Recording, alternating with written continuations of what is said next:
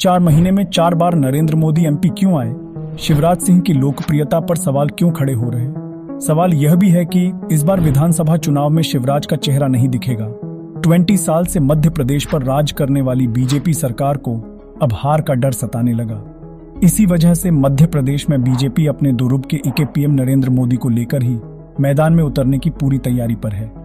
भले ही अच्छी योजनाओं के चलते शिवराज सरकार ने काफी लोकप्रियता तो बटोरी, पर बीजेपी को धक्का तब लगा जब 15 साल बाद 2018 में कांग्रेस के हाथों हार का सामना करना पड़ा। ऐसे ही नवयुवक भी शिवराज सरकार पर सवाल उठा रहे हैं कि आखिर विकास दिलाने वाली और रोजगार दिलाने वाली बीजेपी सरकार मध्य प्रदेश पर क्यों कुछ नहीं करती। बीजेपी यह समझ रही है कि शिवराज सरकार की पकड़ कहीं ना कहीं मध्य प्रदेश पर कमजोर होती दिख रही है।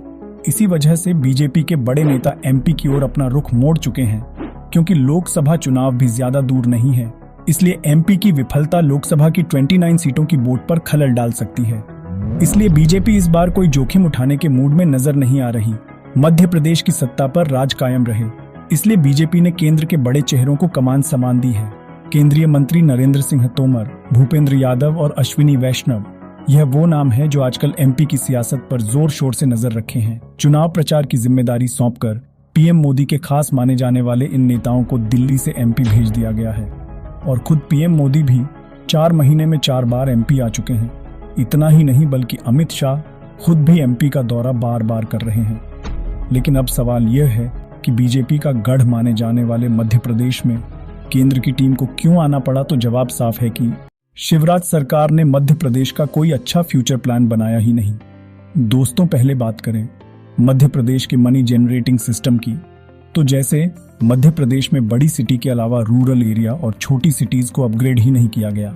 ये एक बड़ा रीजन है, क्योंकि मध्य प्रदेश में जो छोटी छोटी इंडस्ट्रीज हैं वह सारी बड़ी सिटीज के पास है, जिसके चलते रूरल एरिया के लोग सिर्फ एग्रीकल्चर पर डिपेंड है। दोस्तों, छत्तीसगढ़ के अलग होते ही मध्य प्रदेश के सारी इंडस्ट्री और माइनिंग एरिया अलग हुए, जिससे Madhya Pradesh primary agriculture state बन जाता है।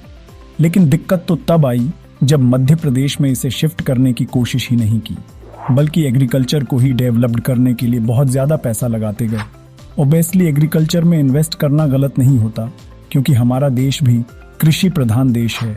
लेकिन इसके पैरेलली ऐसी इंडस्ट्रीज को डेवलप्ड करना जो एक्चुअल में बड़े पैमाने पर इकोनॉमिकली कंट्रीब्यूट कर सके, वह एमपी में हुआ ही नहीं, जिसकी वजह से यहाँ के यूथ को यदि एग्रीकल्चर में नहीं जाना है तो बड़ी सिटीज की ओर जाना पड़ता है। अगर बात करें कंट्रीब्यूशन की, तो देश की आधी आबादी एग्रीकल्चर पर काम करती है, लेकिन जीडीपी पर योगदान सिर्फ 14% ही है। लेकिन जो अपर लेवल पर सर्विस सेक्टर पर काम कर रहे हैं वह जीडीपी का 80% तक कंट्रीब्यूट करते हैं। तो ऐसी इंडस्ट्रीज पर एमपी पर ध्यान दिया नहीं गया। लेकिन जब गवर्नमेंट की तरफ से किसानों को मदद दी गई, तब 5% के आंकड़े से इरिगेशन को 24% तक लाया गया। गवर्नमेंट की तरफ से इन्हें फर्टिलाइजर, इंसेक्टिसाइड जैसी चीजें दी गई, लेकिन इसके कारण 2 बहुत खराब चीजें हुई। जो छोटे फार्मर थे वह कर्ज में डूबने लगे। दोस्तों, 32 लाख फार्मर ऐसे हैं जिस पर 14,000 से ज्यादा रुपए का कर्ज है। दूसरा यह कि गवर्नमेंट द्वारा दी गई फर्टिलाइजर के साइड इफेक्ट से नर्मदा से लगी जो काफी अच्छी जमीन थी वह भी खराब होने लगी। मतलब एमपी में जो पहले बहुत ज्यादा अच्छी सोइल हुआ करती थी उसका आउटपुट कम होने लगा। मतलब एमपी गवर्नमेंट ने जो प्लान किया था वह भी बर्बाद कर दिया। अब स्टेट वैसे भी कम कमा रहा था, तो इंडस्ट्रीज लाने वाले सेक्टर पर भी असर होने लगा। जैसे इंफ्रा, अगर बात करें 2005 से लेकर 2015 के बीच, तो एमपी अपनी ज्यादातर इंफ्रास्ट्रक्चर की फंडिंग उसको नीचे गिराता आया है।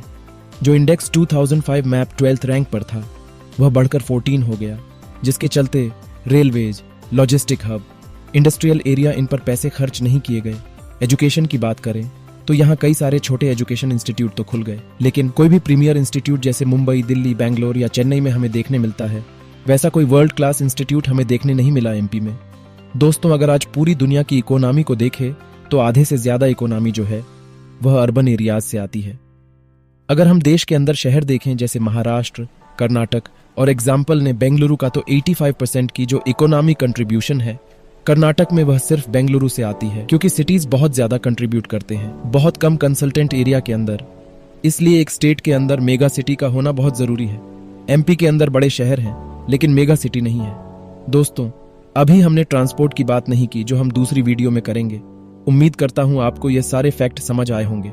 ऐसे ही सोशल वीडियो के लिए हमें सब्सक्राइब और लाइक करना ना भूलें।